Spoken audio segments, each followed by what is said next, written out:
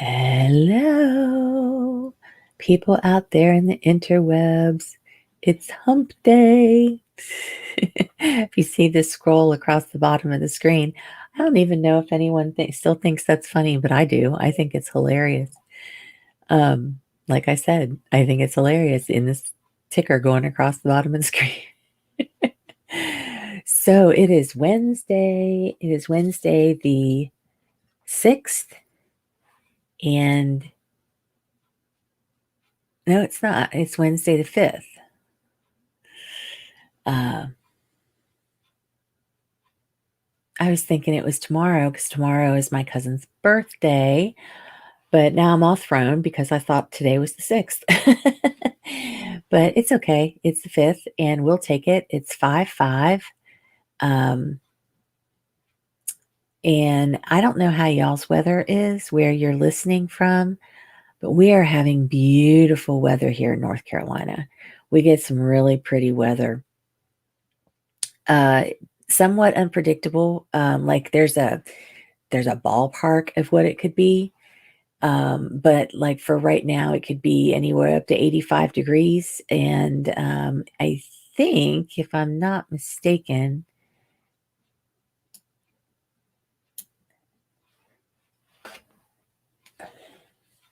okay, it's 69 with a high of 71 today. And no, so excuse me, it's 71. I had to wait for it to update.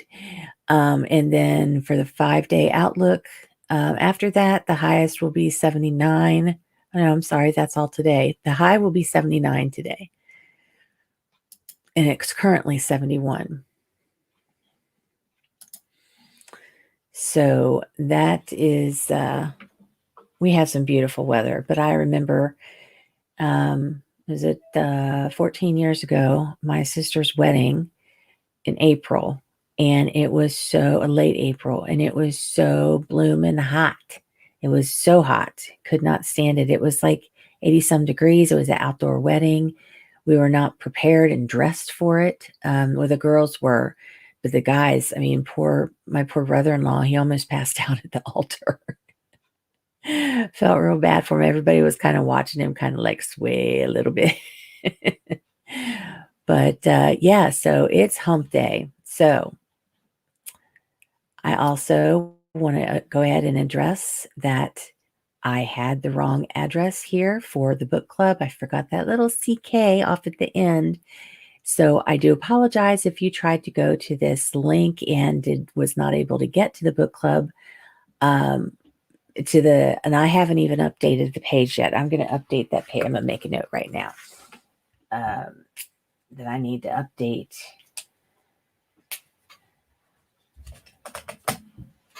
Okay, I just need a piece of paper here. Sticky note. Sticky note, sticky note.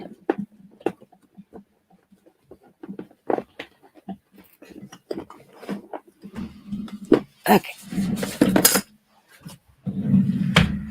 All right, so we've got landing page for book club.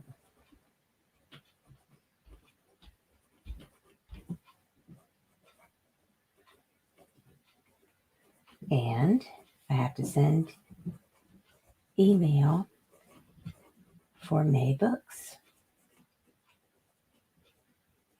Okay, thank you. Now I've got that. That's weird.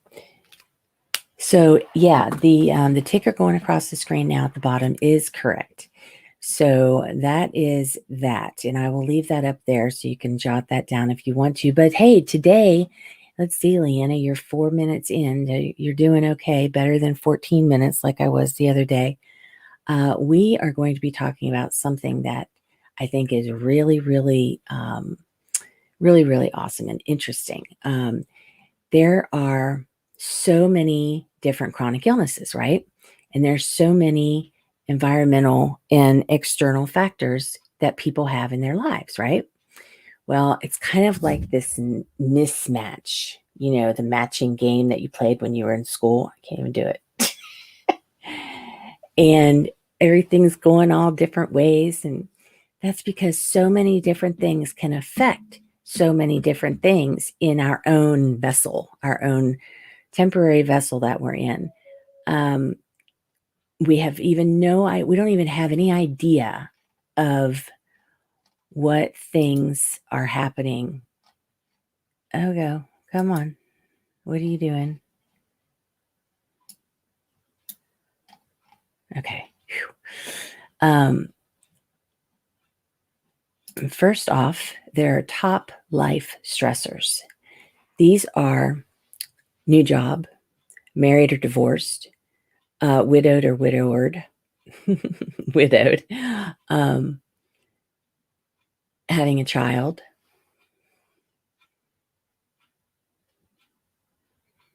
moving, new job. I think I already said new job. Yeah, moving. And so those were the top 5. I believe it's those. If not, it should be. So those are the top 5 life stressors. And if you have one of those going on, it could be good or bad. Like, for example, the birth of a baby, or it could be getting married, or it could be a new job. And you could be looking at all of this stuff with positiveness. And it is very positive, very, very positive. But it doesn't mean it's not going to affect your body. It will affect your body. There are so many things that can affect us. And those top stressors, when I say stressors, I mean a stressor as in pulling it into a good position or pulling it into a bad position. It's like kind of like yin and yang. If they're not perfectly balanced, then it's going to put a stress. If it's one hand, it's going to go like that or like that. And either way, it's stress and doesn't stay in a perfect balance for yin and yang. And it's the same thing with this. So, and then you've got regular old stress. Now, this can be from your family, from obligations that you have. You've overcommitted to any type of charity or I can't even think. Organizations that help in situations that are above and out of our control, like emergencies and things like that. Or if you are involved in just you got financial stress, it's a big one. I think that was one of the top 5 too. I'm not entirely sure. I saw the list a long time ago. It's in my brain. It's right up in there. But I saw the list a long time ago and I forget. I remember a few of them, but I don't remember if it's all of them.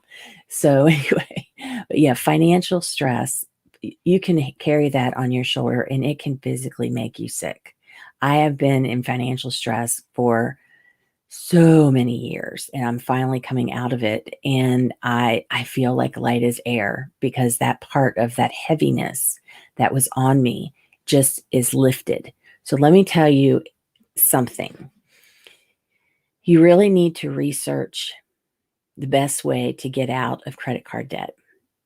You'll be surprised at what you find. I'm not a financial advisor. I'm not even going to go into it here, but you will be surprised at what you find if you found the same thing I did.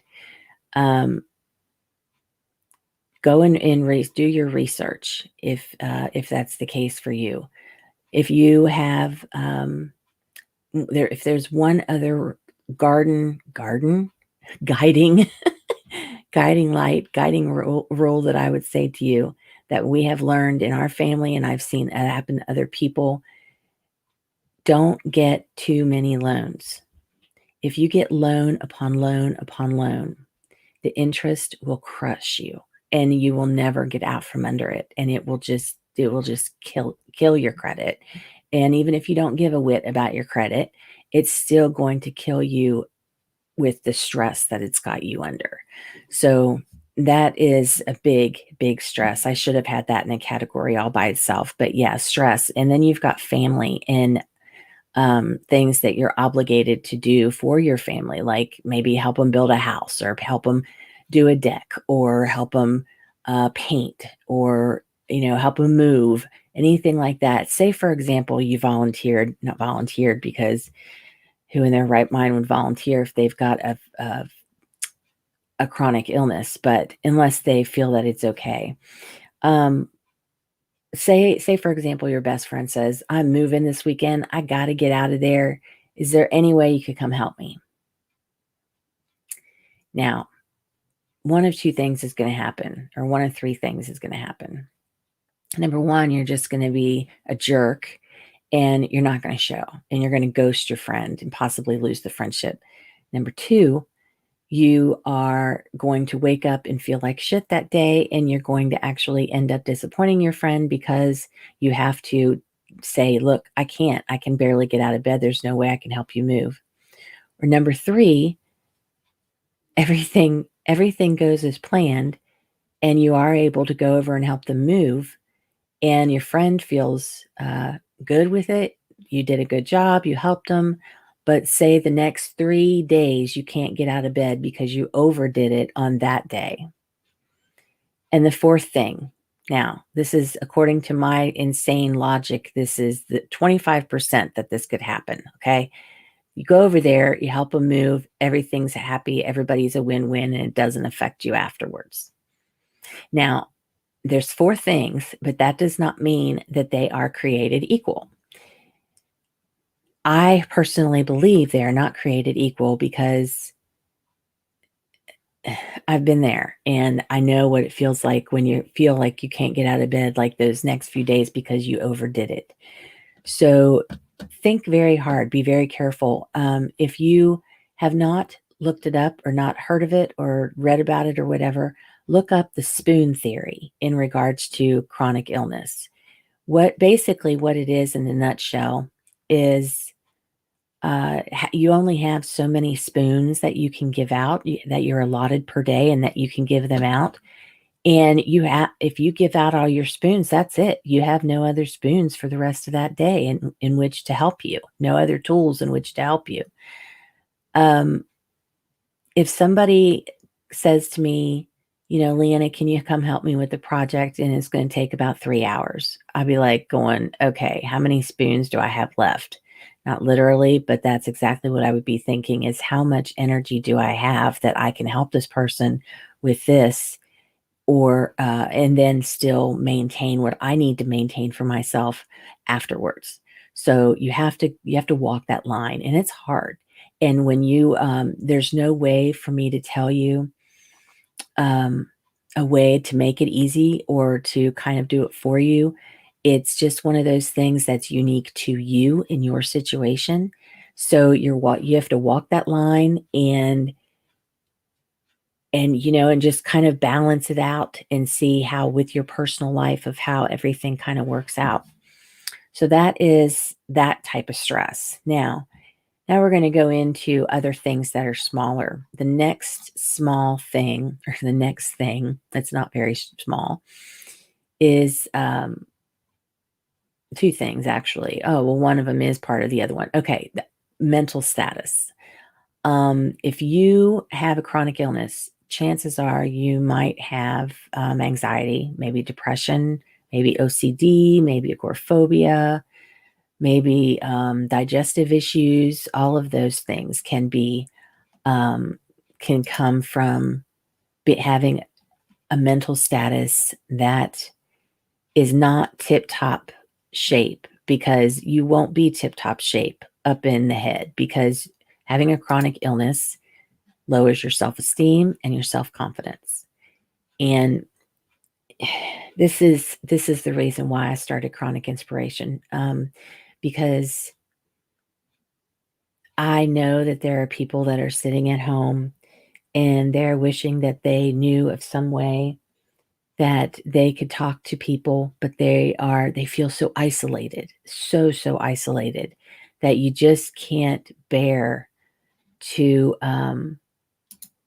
you just can't bear another minute of being out in the world, because you just feel like you're going to implode, and you feel like you're going to scream and maybe explode, and you just want to curl up into a dark, small ball in a dark place, like under the covers or inside a house or even a room as big as a shed, and just wish for it all just to get smaller and smaller and smaller, and boop, it's gone, and you're gone, and you don't even have to worry about it anymore. And that is something that I do not wish for anyone. I would not wish that on my worst enemy. It is something that is just torturous. And you can't forget thinking about your family, forget thinking about your finances, forget thinking about, your job and where you want to live. You are so like that stuff is so far beyond your thinking when you're in this state.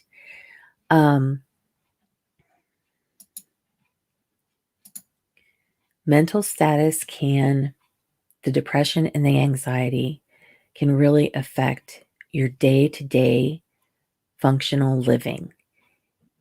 I actually, not funny, haha, but terrible, funny story about myself. I went through a couple falls ago, I want to say a year and a half ago. I was diagnosed with PTSD because of everything that had been happening to me. And everything I was going through one after another. And it got to where we moved in this house and I was down in my room and I would hear people walking upstairs, my neighbors, my lovely family neighbors that live up there, who I love beyond measure.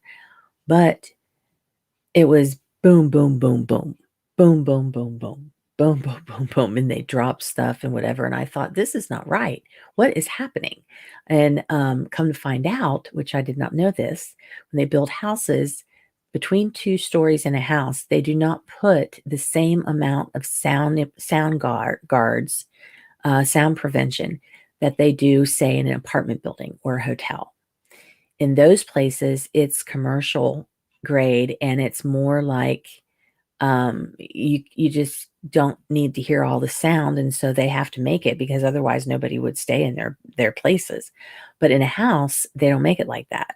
And so I was hearing everything, just loud, and I would, I'd be like this, and then I started getting this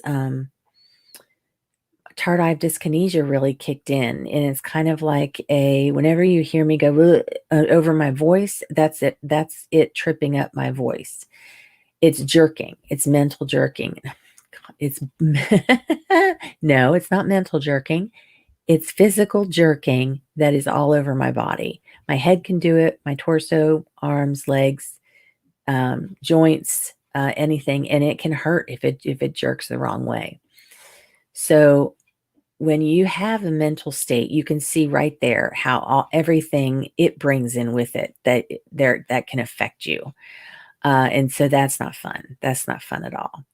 So LeeAnna started at the bottom of the list. What'd you do that for?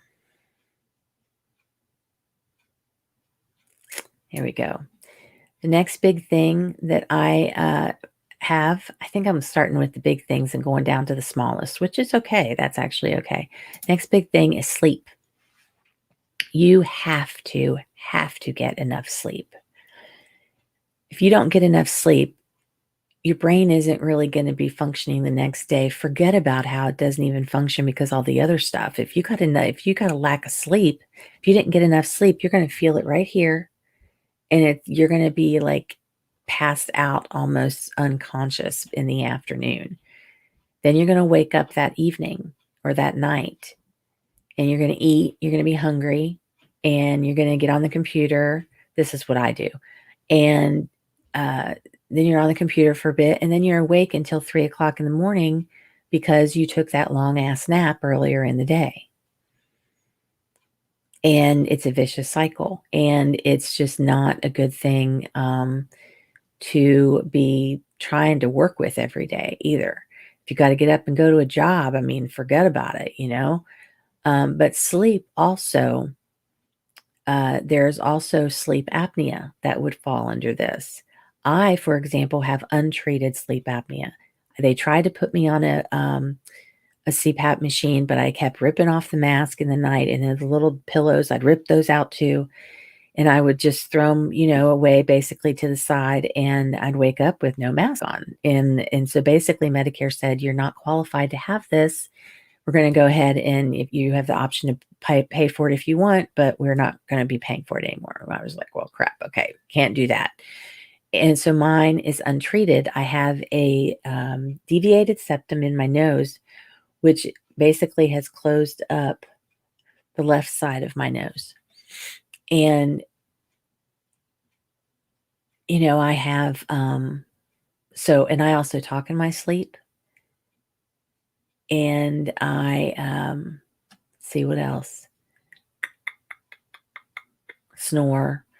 But I found that, see, I had a lot of really bad symptoms before I got on this specific medicines. There are two specific medicines that I'm on, amitriptyline and hydroxyzine, that I just love and that I attribute to helping me fall asleep and staying asleep. Kind of, they work in me kind of like a melatonin. My mom takes melatonin. She swears by them. So yeah, so getting good sleep, you all of the top tips are actually very true, but they're not very doable, because here's the thing: when you got a chronic illness, they say only use your room for sleep or sex. Well, okay, how about the days you can't get out of bed and you need to bring everything to you? And you've got the computer, and you've got the phone, and you've got um,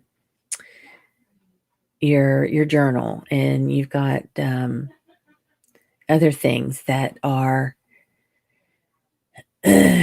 um, I just got distracted by something going on out in the living room, and now I've lost it.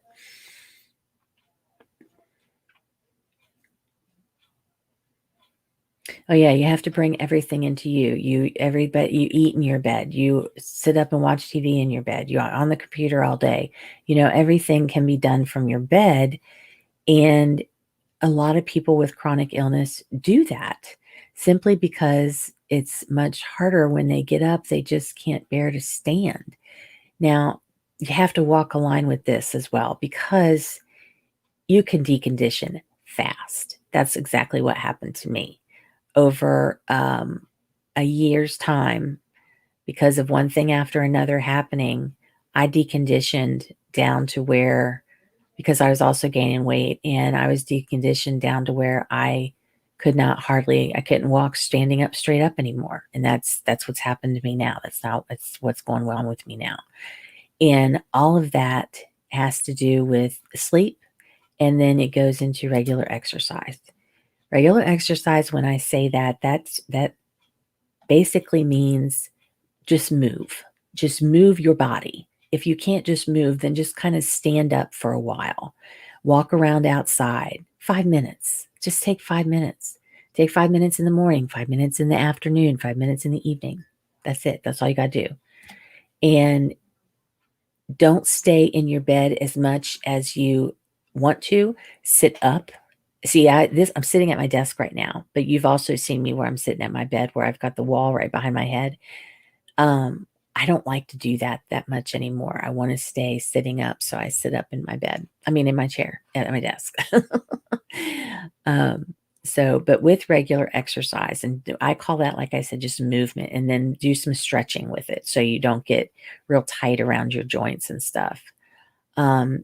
So with all of that, you've got your medication, and you've got your diet, which, hey, check with your doctor's office if they have a nutritionist that can tell you the proper diet for your proper condition that you have. That would help you and benefit you the most. The medicine, you can ask a pharmacy, or you can look up online what are the most common side effects and effects that this medicine has on the body. And then you can just kind of jot them down, write down any concerns you have next to your notes, take it to the doctor the next time and say, I really don't like the fact that this side effect goes directly in opposition of this side effect over here. Is there any way that we can alternate these medicines, or not alternate them, but put one in the morning and one at night, or what? I've done that. So, and they actually, they worked with me, and I was allowed to take both medicines, but it was, the pharmacist was like, or every time I went and picked them up, there would be a note on the bag for the pharmacy to ask me about the two medicines I was taking together at night. And so finally I started taking the one in the morning and one at night. And I said, yes, I tell them I take them both. My doctor knows I've been on them for a long time. And I take one in the morning, I take this one in the morning and this one at night. And they're like, oh, okay, well, as long as you know. And so that's all it takes. But you have to do your research a little bit. When it comes to diet and medicine, you need to just do your research. Now, the last one that I'm going to talk about, because I know we've been on here for a while, is 25 minutes. But is if you're a female rather than a male watching this video, or canine or feline, whatever the case may be. Women's cycles, women's menstrual cycles, can be affected by, we already know they can be affected by the cycle of the moon and the tides and that type of thing. And if you don't know that, you should research it because it's really interesting. But women's cycles can also have an effect on your mood. Huge, huge effect on your mood. And the best course of action for this is ask the people or keep track of just monitoring yourself and writing in a notebook or in your phone for the next couple months when you are grumpiest, when you are most irate, when you are just most mad at the world, when you're sad, when you're frustrated, and write down all these emotions. Make like a little list and create it in your phone, and then just number them, and then put the numbers or put a letter by them, A, B, C, D, E, F. And then the first of the month, put A, C, and D, if those are the ones that, and then at the end of the list, you've got these A, B, C, D, E, F, and you can see exactly what you experience the most and when you're experiencing it. So it would be pretty helpful to you. But I am going to get off of here. I hope that you have a wonderful day. I am sorry for the length of time of this video. I hope that we can grow together and we can help one another. That's what I really, really feel it's going to be so much. It's going to be so good for me and for other people. You might be one of the people that I'm thinking of that I just know in my heart that I know is going to benefit from chronic inspiration. So you might be one. You might be one of my people. So do a little smile. Think about how insane this chronic inspiration lady is, and have a good day. See you tomorrow, warrior.